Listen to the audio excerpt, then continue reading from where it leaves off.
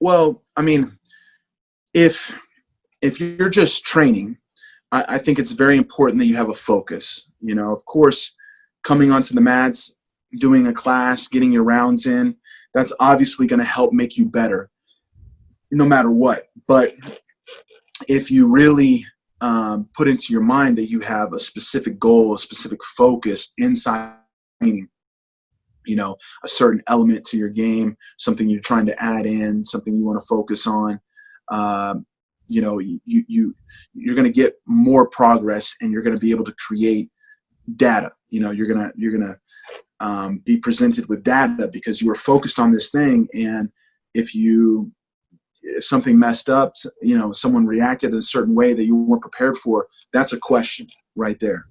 And then you have to ask those questions.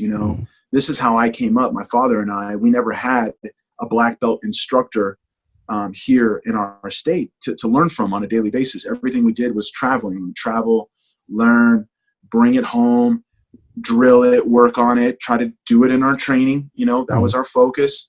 And then we would come up with questions. I had a notebook. I'd always write everything down, and I would take my questions with me on the next trip. And the first thing I did is I said, hey, here's all my questions. I need to get these answered. Right. And at the same time, I'd be studying, watching everybody, seeing what they were doing. People that I trained with that had a game I wasn't familiar with, I would ask, and I would write it all down. And then I would go home to my father, and I said, look, here's everything that I learned. And then we would work on it. And, it was just that cycle over and over and over again. And nowadays people, they take it for granted that they have these amazing black belt world champions, or just, old school legends and guys with so much knowledge that they get to learn from right there, 5, 10, 15 minutes away every day. And they don't really study. They don't dive in. They just say, oh, I'm going to go there. And they kind of go through the motions. They're not fully plugged in to what they're trying to achieve during their time on the mat. And a lot of times they don't have any questions.